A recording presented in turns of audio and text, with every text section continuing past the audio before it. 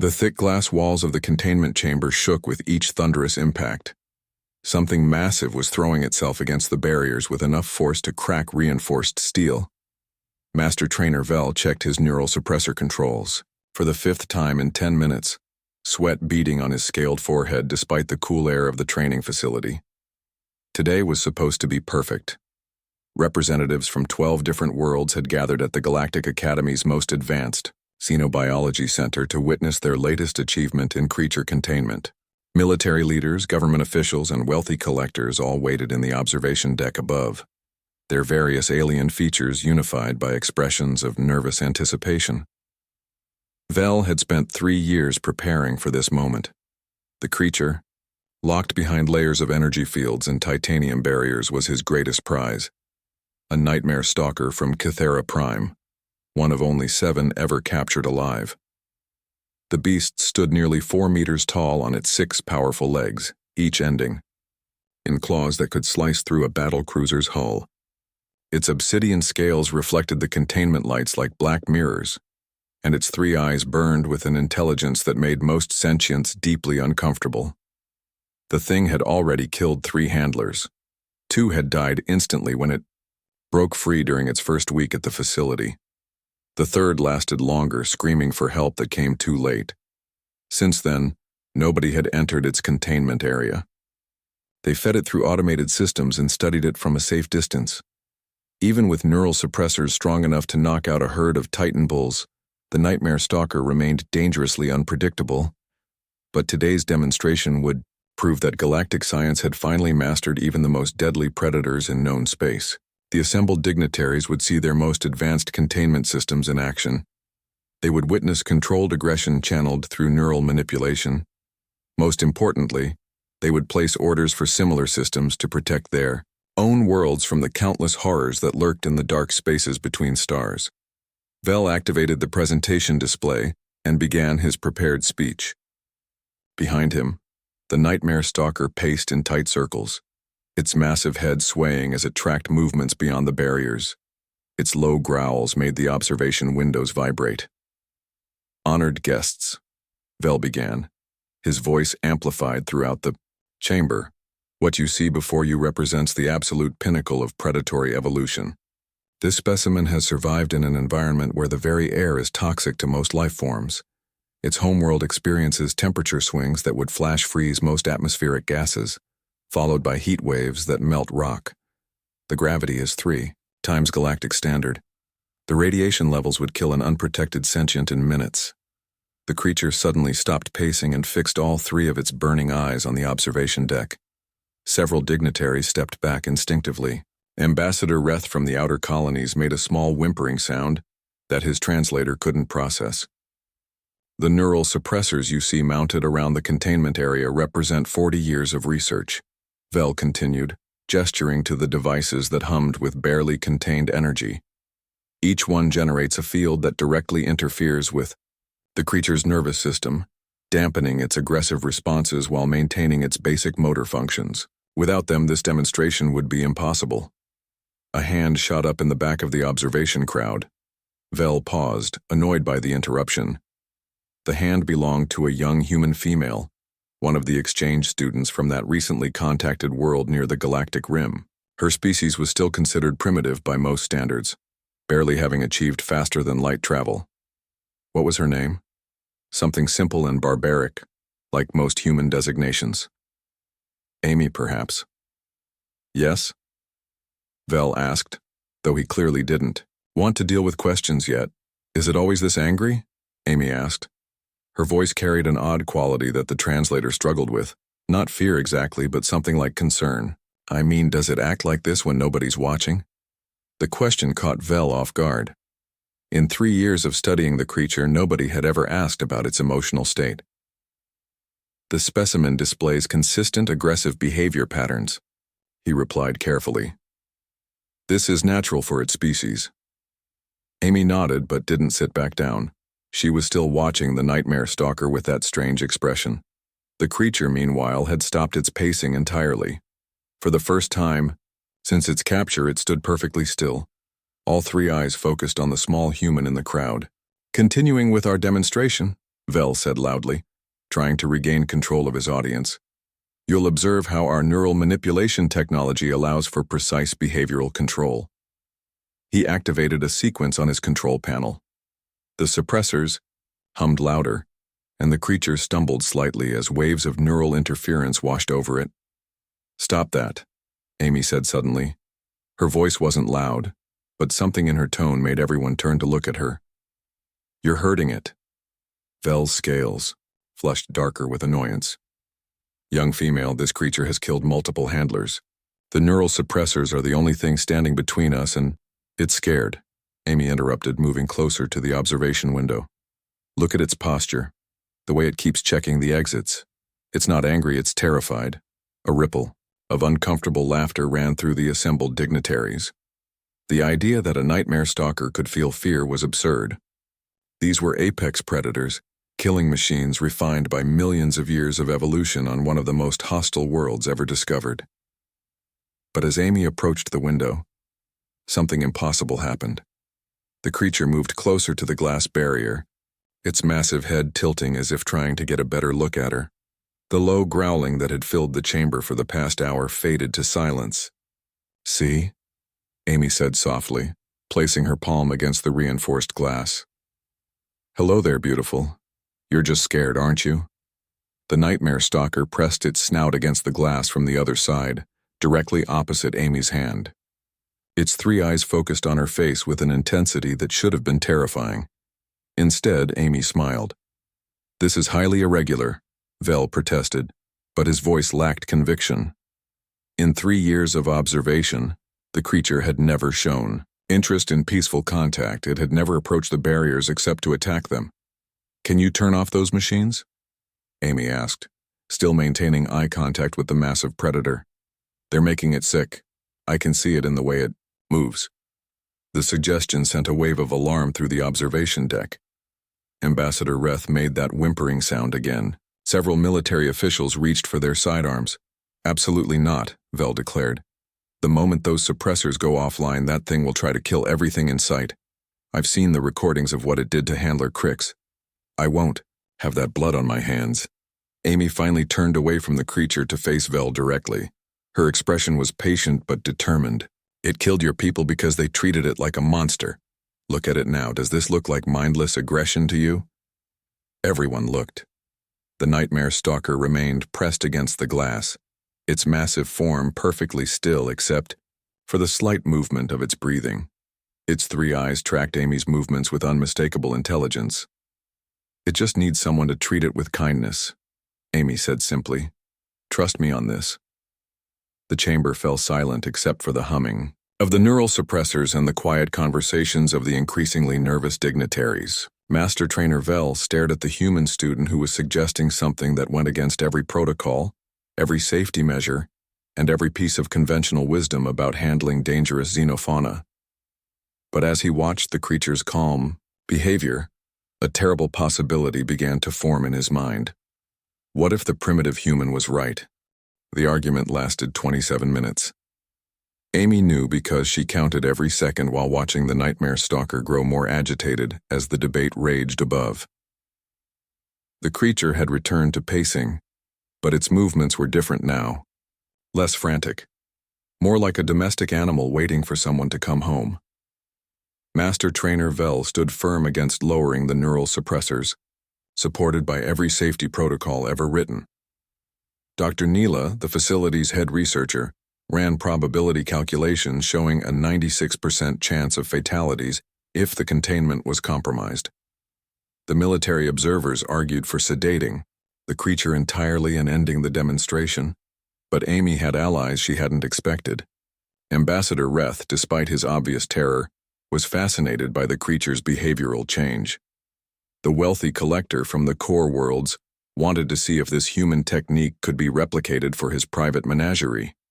Most surprisingly, Director Corbin himself had arrived to observe, drawn by reports of the unusual situation. "The liability issues alone," Vel was saying when Director Corbin raised a tentacle for silence. "Master Trainer, what is our primary mission at this facility?" the director asked in his slow, measured way. To study and understand dangerous xenofauna for the protection of civilized worlds, Vel replied automatically. And how well do you understand this particular specimen after 3 years of observation? Vel's scales shifted uncomfortably. We have comprehensive data on its physical capabilities, dietary requirements, and behavioral patterns under controlled conditions. Controlled conditions, the director repeated, meaning conditions where it is perpetually stressed, afraid, and fighting for survival. Is that an accurate assessment? The chamber fell quiet except for the humming suppressors and the sound of 6 massive claws clicking against the containment floor as the creature continued its restless pacing. We've observed it in its natural state, Dr. Neela interjected. The aggression is consistent with field reports from Kythera Prime. Amy couldn't help herself. Have you ever seen one that wasn't being hunted or threatened? She asked. Because every recording I've seen shows them responding to capture teams and research drones. How do you know what their natural state actually looks like? It was a fair question and everyone knew it. Kythera Prime was too dangerous for extended observation posts. All data on nightmare stalkers came from brief encounters, usually ending in violence as the creatures defended their territory or offspring. Director Corbin moved to the observation window and studied the pacing predator with ancient eyes. His species had been exploring space when humans were still discovering fire, and his personal experience with dangerous creatures spanned centuries. Student Amy, he said finally, you claim this creature is afraid rather than aggressive. How do you know this? Amy joined him at the window. Below them, the nightmare stalker immediately moved closer, pressing against the glass again. Body language, she said simply. The way it holds its head when the suppressors activate, the way it checks the exits constantly, the way it's positioned itself now to keep us all in sight while maintaining distance from the walls. These are fear responses, not predatory behaviors. And you believe you can safely interact with it? I believe it wants to safely interact with me, Amy corrected. There's a difference. I'm not taming it or controlling it. I'm just offering it a choice. The director's ancient eyes studied the human student for a long moment. Then he turned to Vel. Lower the neural suppressors to minimum safe levels. Director, I must protest. Noted. Lower them. Vel's hands shook as he adjusted the controls. The humming of the suppressors decreased noticeably, and the creature's movement immediately became more fluid. It shook its massive head as if clearing away fog, then looked up at Amy with obvious relief. Phase 1 complete, the director announced. If the creature remains calm for 60 seconds, we proceed to full suppressor shutdown. Those 60 seconds stretched like hours. The nightmare stalker stood perfectly still, its 3 eyes fixed on Amy's face. Its breathing was deep and regular. Its massive claws remained relaxed against the floor. When military observers trained their weapons on the containment chamber, the creature's head turned briefly toward them, but it made no aggressive moves. Remarkable, Dr. Neela whispered, frantically taking readings. Its stress hormones are dropping rapidly. Neural activity is shifting from combat readiness to what appears to be curiosity. Full shutdown, the director ordered. The suppressors went silent for the first time in 3 years. The nightmare stalker's head came up sharply and several observers stepped back as the creature's full intelligence returned to its eyes. But instead of rage or hunger, those eyes showed something no one had expected to see. Hope. Amy placed both hands against the glass. Hello there, gorgeous, she said softly. Feeling better now? The creature approached the barrier slowly, deliberately. When it was close enough, it lowered its massive head until its snout touched the glass where Amy's hands rested. Then it did something that made every xenobiologist in the facility question their understanding of predator behavior. It began to purr. The sound was low and rumbling, felt more than heard. The containment chamber's sensors couldn't classify it at first, having no reference for such sounds from creatures of this species. But Amy recognized it immediately. He's happy, she announced to the stunned observers. Listen to him. He's actually happy. That's impossible, Dr. Neela protested. Nightmare stalkers don't have the vocal structures for it. She stopped mid-sentence as her instruments finally processed the sound. The creature was indeed producing sustained, rhythmic vocalizations consistent with contentment behaviors in dozens of other species. "Can we lower the energy barriers?" Amy asked. "Just the inner one. I'd like to actually meet him properly."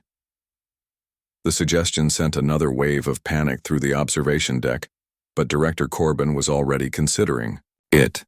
"What do you need from us, Student Amy?" "Nothing," she said. "Well, maybe some of whatever he likes to eat. But mostly just trust me to let him make the choice. If he wants to hurt me, a barrier won't stop him anyway. These creatures are stronger than our containment systems when they really want to be. The only reason he stayed put for 3 years is because he chose to." The implications of that statement sank in slowly. If Amy was right, then the creature had been cooperating with its captivity all along. The neural suppressors hadn't been keeping it prisoner. They'd been making it too confused and sick to express that cooperation properly. "Lower the inner barrier," the director commanded. The energy field dissolved with a soft chime. For the first time in 3 years, nothing but air separated the Nightmare Stalker from other living beings. Military weapons powered up throughout the observation deck. Medical teams prepared for casualties. Dr. Neela's fingers hovered over emergency containment controls. Amy stepped through the barrier entrance that opened in response to her approach. The creature watched her every movement, its massive form tense with anticipation. When she was fully inside the containment area, the entrance sealed behind her, she was alone with one of the galaxy's most feared predators. "Hey there, beautiful," she said, walking slowly toward the creature. "I bet nobody's told you how pretty you are in a long time, have they?" The Nightmare Stalker remained perfectly still as she approached. Its purring grew louder, and up close, Amy could see the subtle ways its body language expressed emotion. The relaxed set of its shoulders, the slight forward tilt of its ears, if those bony protrusions could be called ears. The way its tail curved gently rather than lashing with aggression. When she was within arm's reach, Amy extended her hand palm up in the universal gesture of peaceful intent. The creature lowered its massive head and sniffed delicately, its breath warm against her skin. Then, with infinite care, it pressed its snout into her palm. The purring became so loud that it vibrated through the floor. "That's right," Amy whispered, reaching up to scratch behind the bony protrusions that housed its secondary sensory organs. "Nobody's been mean to you on purpose, you know. They were just scared. But we don't have to be scared of each other, do we?" The creature's eyes drifted half-closed in contentment as Amy's fingers found sensitive spots behind its sensory organs.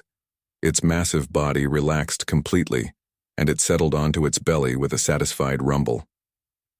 "I'm going to call you Whiskers," Amy announced, grinning as the newly named creature leaned into her touch. "I know you don't have whiskers, but you've got that vibe, you know?" Above in the observation deck, the assembled dignitaries watched in stunned silence as a human student accomplished in minutes what 3 years of advanced xenobiology had failed to achieve. The most dangerous creature in their facility had become a giant purring lap pet.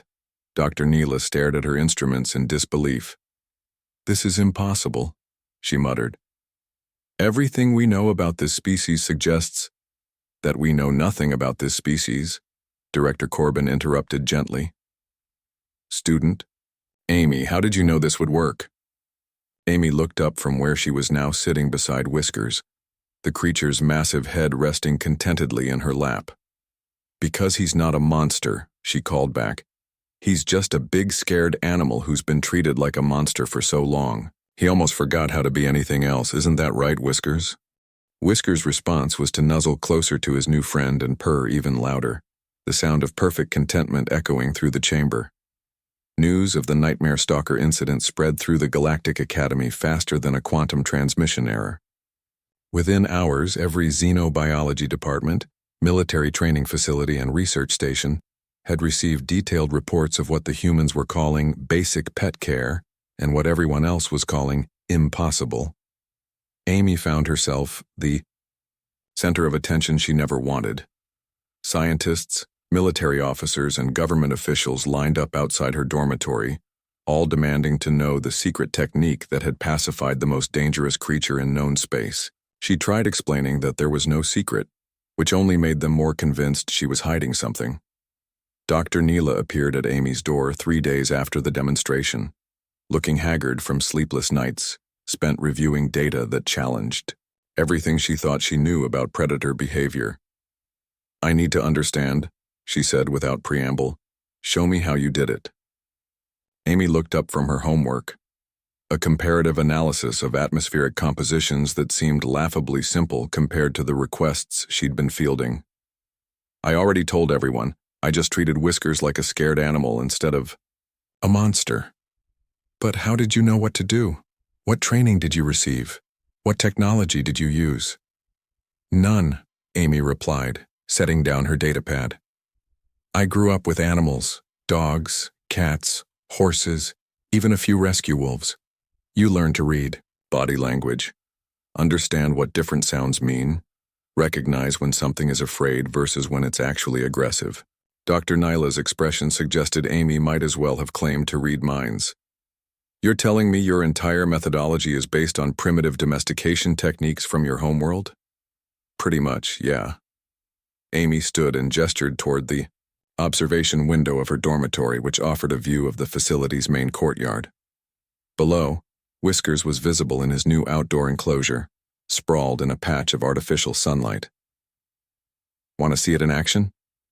They took the lift down to the creature habitat levels, where Amy had convinced the director to establish what she called proper living conditions for the facility's specimens. The changes were small but significant. Larger spaces, environmental, enrichment, regular social interaction, and most importantly, names instead of numerical designations. "This is Prism," Amy said, stopping at a containment area that previously housed what the files called Specimen 47C, Crystalline Hive Mind, from Melkor System. The creature resembled a collection of living gemstones that shifted and flowed in complex patterns. Previous handlers had kept it in minimal lighting to prevent what they assumed were aggressive light displays. Now the creature's enclosure was bathed in full-spectrum illumination, and the patterns it created were clearly visible as beautiful, complex communications. Amy approached the barrier and began moving her hands in simple gestures. The crystalline entity responded with complementary light patterns. "You're communicating with it," Dr. Neela breathed. "Her," Amy corrected gently. "Prism is definitely female. She's been trying to talk to someone for months, but nobody realized the light patterns weren't threats. They're words, or close to words anyway." They moved to the next enclosure, where a pack of phase-shifting creatures from Ultima Thule had been kept in separate isolation chambers to prevent what researchers assumed would be pack-hunting behaviors. Amy had convinced the staff to house them together in a larger, more complex environment. The creatures, which Amy had named Storm, Cloud, Mist, and Breeze, were engaged in what was obviously play behavior. They flickered in and out of visible spectrum, chasing each other through obstacle courses Amy had built from spare equipment and habitat decorations. The file said they were impossibly aggressive, Dr. Neela muttered, watching Storm gently help the smallest pack member, Breeze, navigate a particularly challenging obstacle. "They were lonely," Amy explained. "Imagine being separated from your family and kept in a blank room with nothing to do. Of course they were aggressive when people showed up. They were bored out of their minds. Their final stop was the most impressive.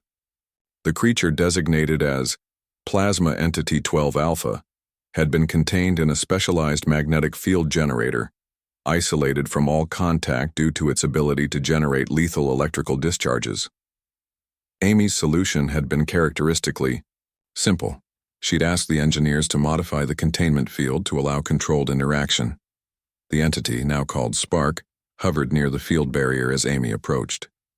When she placed her hand against the field generator's contact plate, carefully calibrated energy patterns allowed limited tactile communication. The creature's plasma form shifted into what could only be described as happy spirals. "She likes having her static field petted," Amy explained, laughing as Spark's form brightened in response to the interaction. Turns out those lethal electrical discharges were just her trying to touch things. She's been trying to make friends this whole time. Dr. Neela stood in stunned silence, watching a creature that had been classified as an existential threat to all biological life forms, essentially purring under Amy's touch. "This challenges everything we know about xenobiology," she whispered. "No," Amy replied gently. "It challenges everything you assumed about xenobiology. There's a difference." Over the following weeks, Amy found herself reluctantly accepting the role of special consultant to the facility. Military leaders arrived expecting to learn advanced combat techniques and left with lectures on the importance of environmental enrichment. Government officials came seeking weapons technology and discovered presentations on cross-species communication theory. The transformation of the facility was remarkable. Creatures that had been considered impossible to study were now actively participating in research, seemingly eager to share information about their abilities and homeworlds. The crystalline hive mind provided detailed data about mineral formations on Melkor.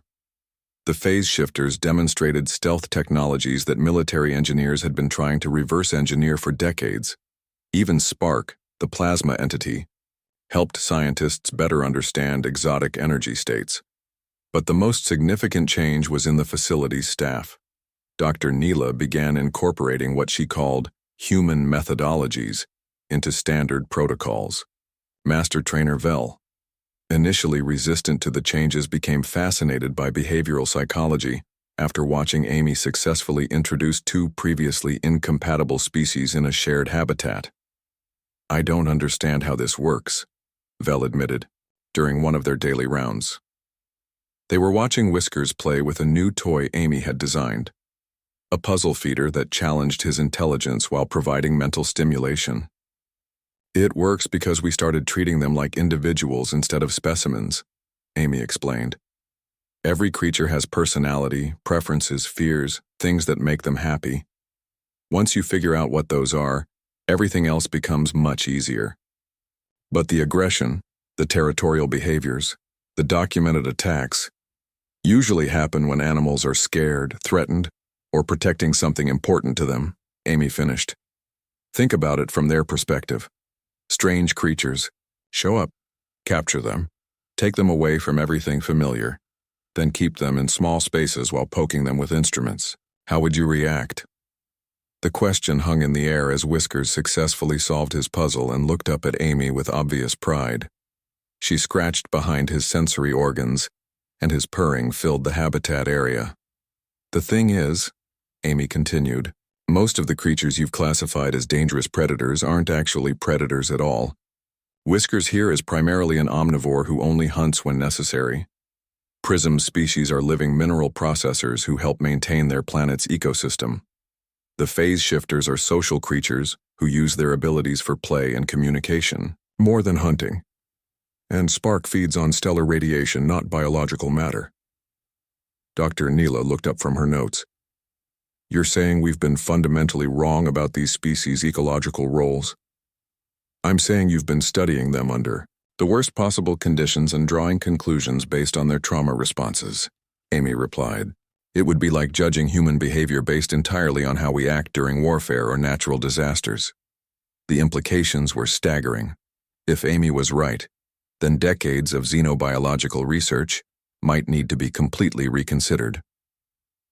Worlds that had been classified as too dangerous for colonization might actually be complex ecosystems full of intelligent, cooperative species. Trade relationships could be established with civilizations that had been written off as irredeemably hostile. But perhaps most importantly, the galaxy's approach to handling dangerous creatures could shift from containment and control to understanding and cooperation. As if to demonstrate the point, Whiskers finished his puzzle and padded over to where a group of junior researchers was working on habitat maintenance. Instead of the aggressive territorial behavior his species was known for, he began helpfully moving equipment where the workers indicated, his three eyes bright with the joy of being useful. "There's your proof," Amy said softly, watching the scene unfold. "He's not a nightmare stalker. He's just a very big, very smart person who's been waiting for someone to treat him like one." The delegation from the Central Military Command arrived on a Tuesday morning with enough firepower to level a small moon.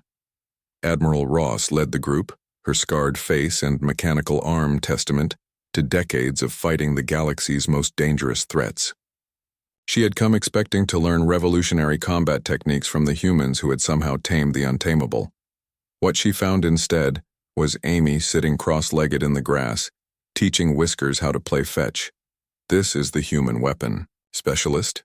Admiral Ross asked Dr. Neela, watching as the massive nightmare stalker carefully carried a rubber ball back to Amy, without puncturing it with his deadly claws. "She prefers to be called an animal behaviorist," Dr. Neela replied carefully. The past month had taught her to choose her words wisely when describing Amy's methods to newcomers. Admiral Ross studied the scene with growing confusion. The creature that had killed 3 trained handlers was now sitting patiently, while Amy examined one of his claws, apparently checking for damage.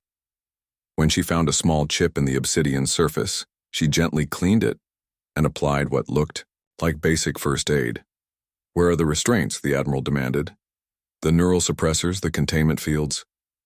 "We don't use those anymore," Amy called out cheerfully, not looking up from her examination of Whisker's claw.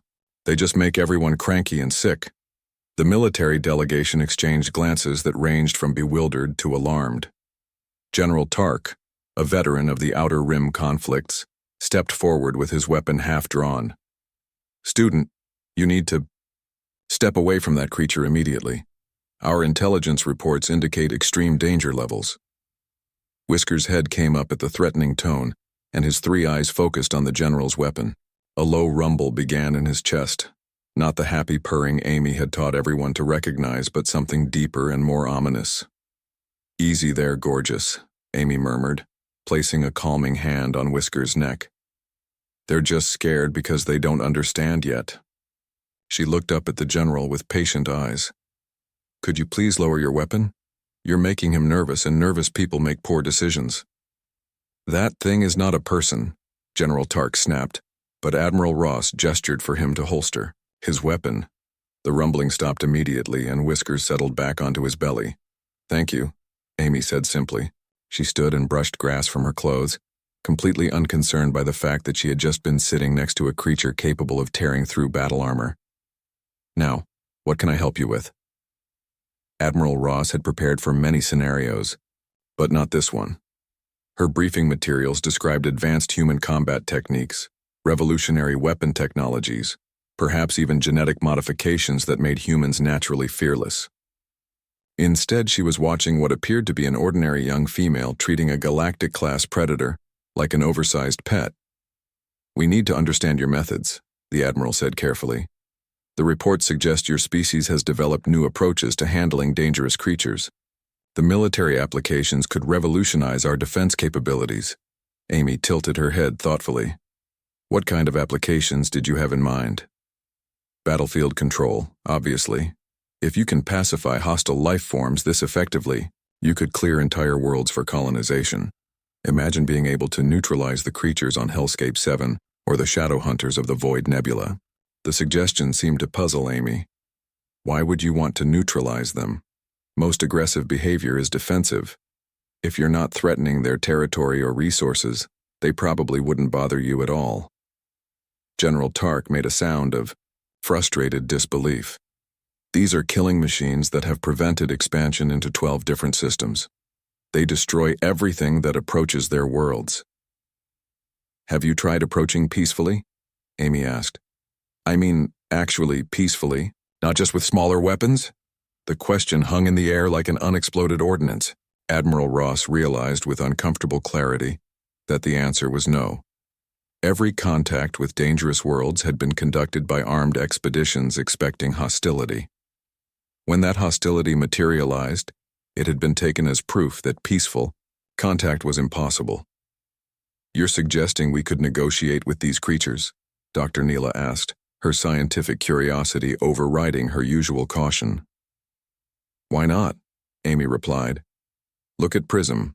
She's been trying to share information about mineral deposits and crystal formation for months.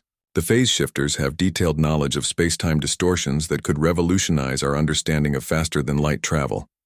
Even Spark has insights into stellar mechanics that our physicists are still trying to understand. She gestured toward Whiskers, who was now lying on his side in the warm, artificial sunlight, completely relaxed. And this gorgeous fellow comes from a world that experiences extreme environmental changes.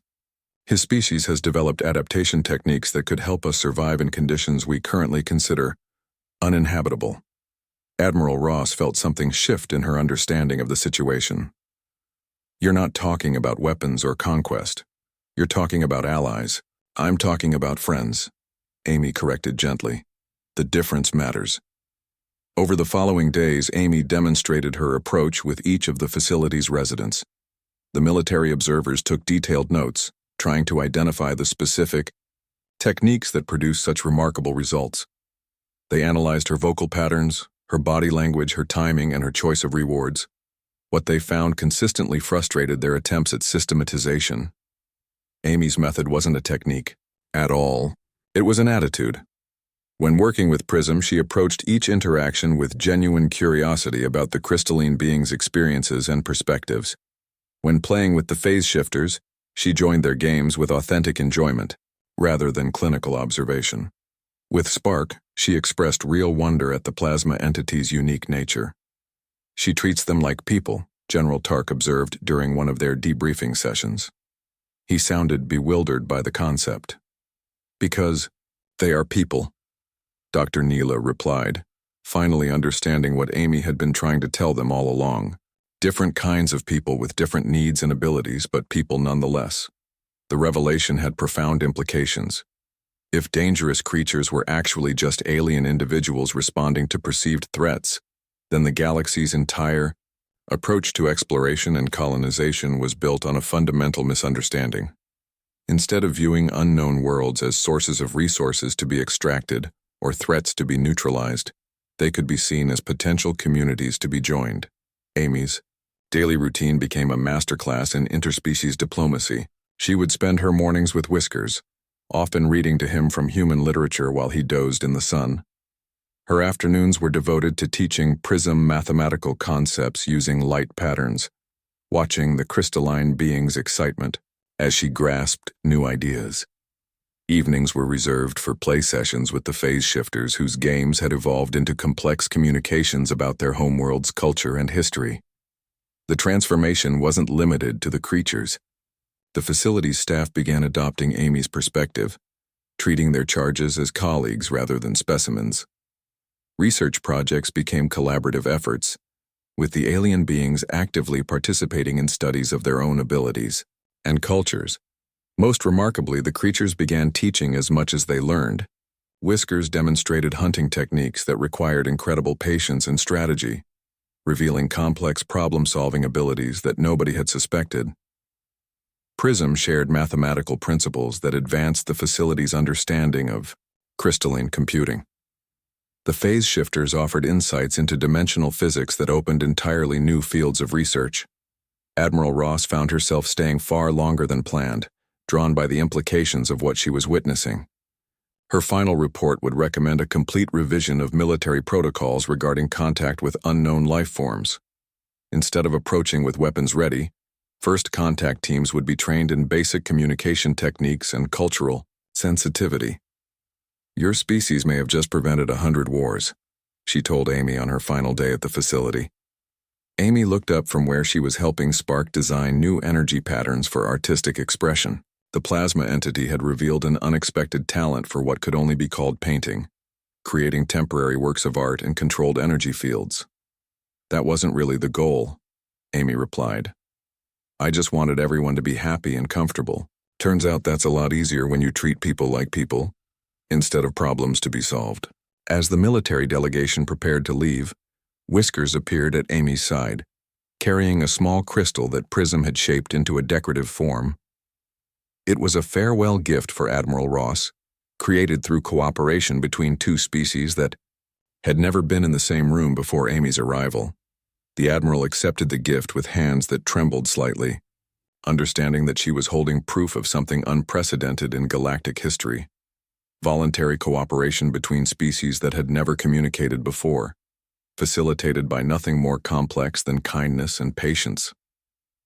How did you know this would work? She asked Amy one final time. Amy smiled, scratching behind Whisker's sensory organs as the massive creature leaned into her touch. Because everyone wants the same things, really. To feel safe, to be understood, to have friends who care about them. It doesn't matter what planet you're from or how many legs you have, we're all just people trying to figure things out together. The simplicity of the statement belied its revolutionary implications.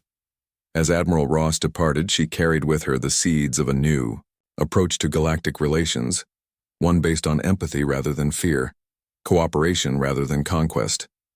Behind her, Amy returned to her daily routine, unaware that she had just set in motion changes that would reshape the galaxy's understanding of what it meant to be civilized. 6 months after the military delegation departed, Amy stood in what had once been called the Dangerous Creatures Containment Facility and was now simply known as the Friendship Center. The change in atmosphere was as dramatic as the change in name. Where once there had been sterile containment chambers and constant security alerts, now there were comfortable living spaces, play areas, and what Amy had convinced everyone to call conversation corners. The morning routine had become something beautiful to witness. Whiskers would start each day with a patrol of the facility, not as a guard, but as a greeter, stopping to check on each of his friends and new arrivals. Prism had established herself as something like a welcome committee, creating spectacular light displays for newcomers while communicating basic facility information through her crystal formations. The phase shifters had become unofficial tour guides, their ability to shift between dimensions making them perfect for helping nervous arrivals explore their new temporary home. Even Spark had found her role in the community.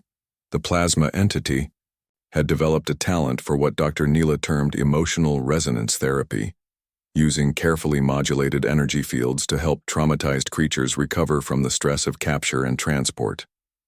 Her treatments had proven remarkably effective for beings who had been damaged by traditional containment methods. The transformation had attracted attention from across the galaxy. What started as a single research facility had become the model for a new approach to interspecies relations. Delegations arrived weekly from worlds that had previously written off entire species as irredeemably hostile, seeking to learn Amy's techniques for peaceful contact. The irony wasn't lost on Amy that her revolutionary methods consisted mainly of treating people nicely and paying attention to their needs.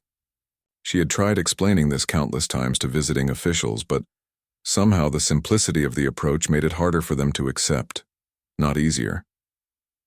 Director Corbin found her in the facility's newest addition, a large outdoor area where creatures from different worlds could interact in a more natural setting.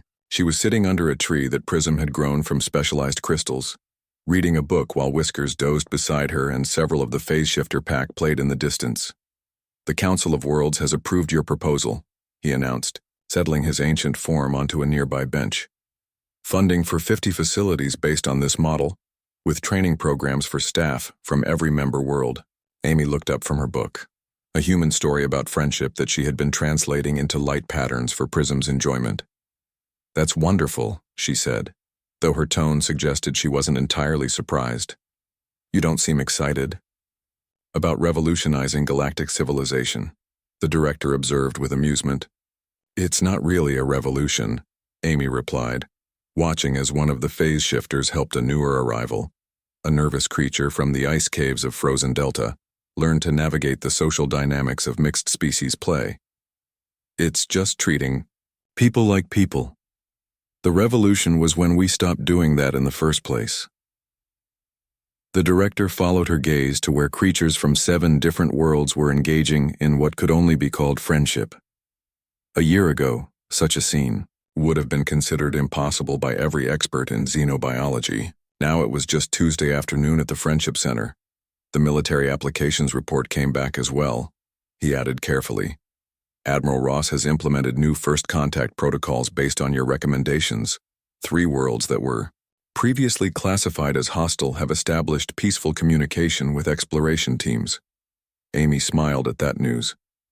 "What did they find?" "The creatures on Hellscape 7 turned out to be the planet's gardeners, protecting crucial ecosystem balance points from what they perceived as invasive threats." Once the exploration team demonstrated they weren't there to disturb the environment, the local beings began sharing advanced botanical knowledge. And the shadow hunters? Artists. They were creating massive sculptures in space using dark matter manipulation. The military had been interpreting their artwork as weapons platforms. Amy laughed, disturbing Whiskers enough that he opened one, eye to check if everything was still safe before returning to his nap. Of course they were artists. You could see it in their movement patterns if you watched the recordings carefully. Too much attention to aesthetics for pure function. The director marveled not for the first time at Amy's ability to see patterns that escaped trained xenobiologists. Her insights had led to breakthrough communications with species that had been considered incomprehensible for decades. More importantly, those communications had revealed that most incomprehensible behavior was actually quite logical once you understood the cultural context. "There's one more thing," he said, producing a data pad with official seals from multiple governments. "The Galactic Council wants to establish a new position, Ambassador for Interspecies Understanding. The appointment comes with significant resources and authority to implement your methods on a galaxy-wide scale." Amy was quiet for a long moment, stroking Whiskers' scales absently as she considered the implications.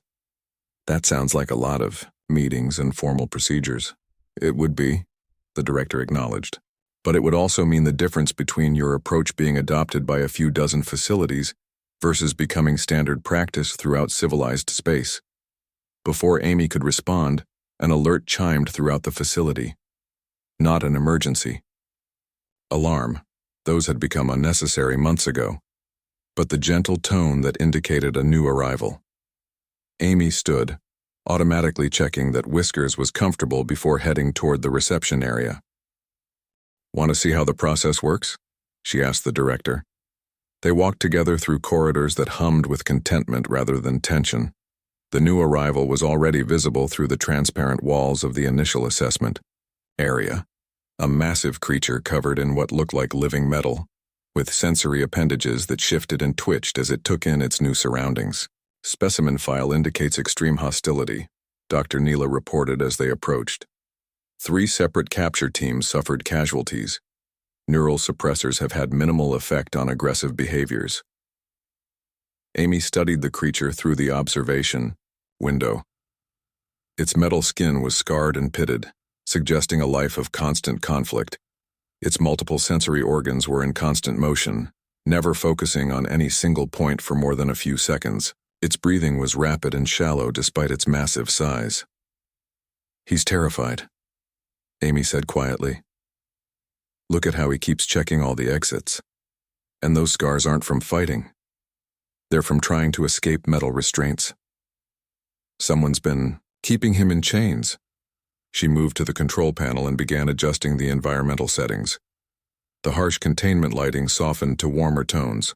The sterile air circulation was replaced with gentle breezes carrying the scents of growing things from the garden areas. The creature's agitation decreased noticeably. Its breathing slowed, and its sensory organs began focusing on specific elements of its environment rather than frantically scanning for threats. "Now watch," Amy said, opening the containment barrier and stepping inside. "Amy, no," Dr. Neela protested. "The preliminary assessments aren't complete. We don't know if it's safe." "He's safe," Amy corrected gently. "The question is whether I can help him understand that."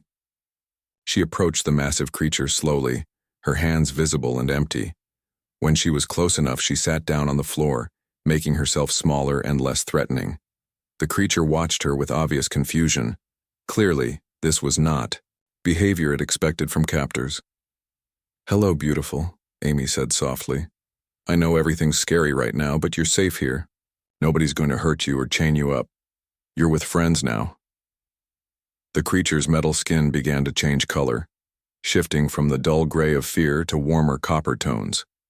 Its sensory organs focused on Amy's face, and for the first time, since its arrival, it stood perfectly still.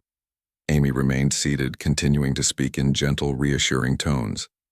She told the creature about the facility, about the other residents who had arrived scared and angry, but found peace and friendship.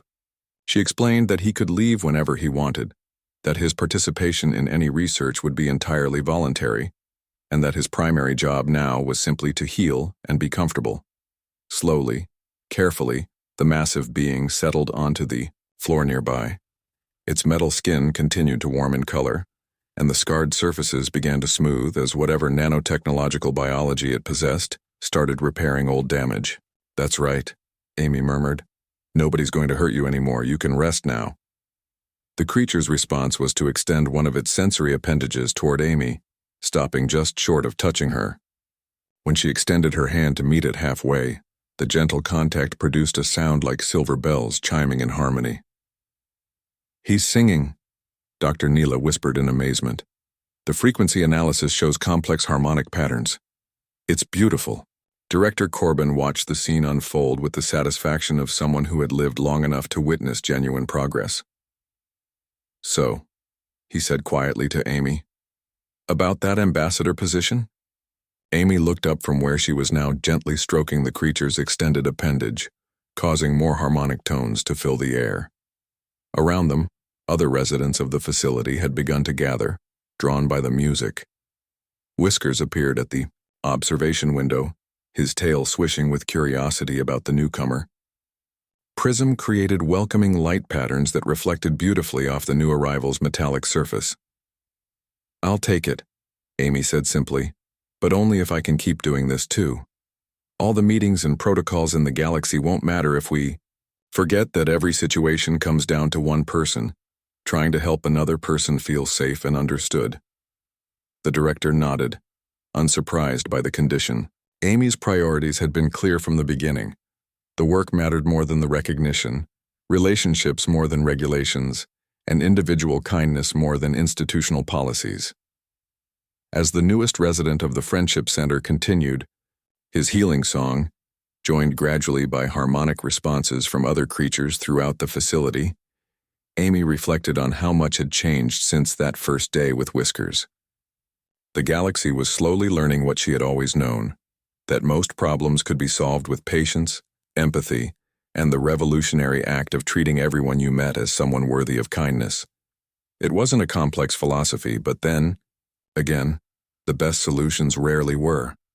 Sometimes the most profound changes came not from advanced technology or elaborate strategies, but from the simple decision to see a friend where others saw only a monster. The metal creature's song grew stronger and more complex, and Amy smiled as she recognized what the harmonics were expressing. After so much fear and pain, after being treated as a dangerous specimen for who knew how long, the being was finally able to express the one thing it had been trying to communicate all along. "Thank you for seeing me," the song seemed to say. "Thank you for knowing that I'm more than what I've been forced to become." And in that moment, Amy knew that no matter how many official positions she accepted or how many facilities adopted, her methods, the real work, would always be exactly this: sitting with someone who was hurting and helping them remember that they were not alone.